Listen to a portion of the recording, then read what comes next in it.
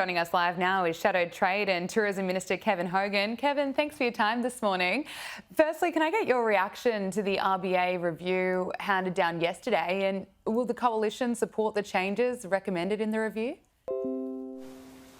Well, look, we welcome the view. I saw the Shadow Treasurer yesterday has been involved in the process, and more transparencies from the RBA is a good thing. I mean, personally, I have one major concern, though. I mean, we're going to have a new monetary policy setting committee, basically a committee that sets interest rates. It's very important. I think the way the review has looked to do that is good. But look, I personally don't trust the Albanese government or Jim Chalmers, the Treasurer, who would appoint these people, have the oversight of appointing these people that won't just be ex-union hacks or left-wing affiliates. Setting interest rates is a really important part of what the RBA does. To put it into another committee is fine, but I have grave concerns and questions about who they will appoint to that and who they will approve to be put on that, because it can't just be all ex-union hacks or affiliates. That is not the way. That would potentially compromise the Reserve Bank's independence, and it can't be just people like that. Okay, I want to talk to you about The Voice. As you can see in the latest poll, shows that support for The Voice is plummeting. Do you expect that this is going to be a trend that will continue? Well, if the government don't continue to give more information, yes, it will be. It's been interesting, Gabrielle. I've just been in my community for the last 3 weeks. We haven't been in Canberra for 3 weeks. And walking around my community, one thing, no one on the street in my community is talking about The Voice. They're all talking about cost of living. They want to see more action from the government on cost of living in the budget, and they're under a lot of stress. But that being said, when I'm talking to people about The Voice, it's very interesting, especially amongst my local Indigenous people. They are concerned about it. They're divided on it. They haven't been consulted on it. They don't know who and how people are going to be appointed to it. They worry when they work for advocacy groups now, is The Voice going to override the advocacy groups who are working for Indigenous affairs and results now? Are they going to be muted because The Voice will be all powerful? So they're divided. A lot of questions not answered. I don't think those questions are going to be answered, and that's why I think we see losing support for it. Okay. Look, another one. WA Premier Mark McGowan has called for National Cabinet to be held in China. What do you make of that?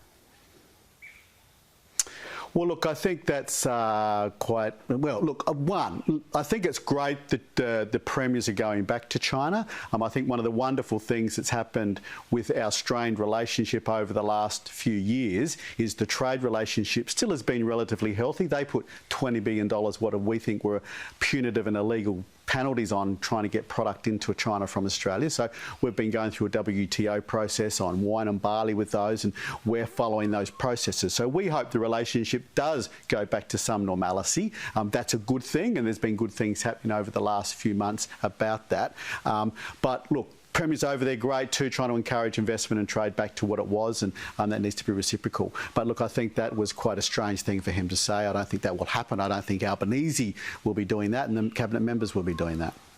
The Australian delegation heading to China this weekend, how significant is the trip, and what does it mean for business?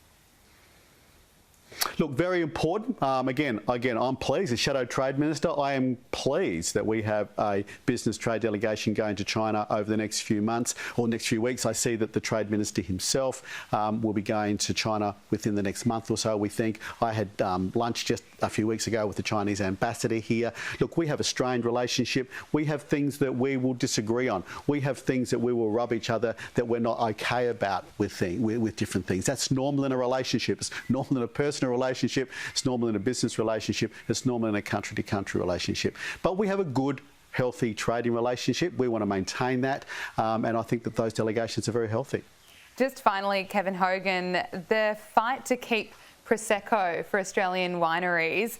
There is a push from Europe to stop Australian wine producers being able to hold on to the name. How bad will it be for Australian wine producers if they can't hold on to the name? Well, this is non-negotiable. I mean, we negotiated a number of free trade agreements when in government. In fact, took the percentage of goods and services under free trade agreements from 20% to 80%. This is Labor's test. It's really the last big deal to be done. It's the one that they need to do because they're in government. It's a non-negotiable. I mean, when you do trade deals, it's like playing poker. You don't blink first, right? So this would be disaster for our Prosecco producers in Australia, as there are others. Feta cheese is another one, and there's a number of them. You've just got to sit at the table and say this is not negotiable. Okay, Kevin Hogan, thank you so much for your time.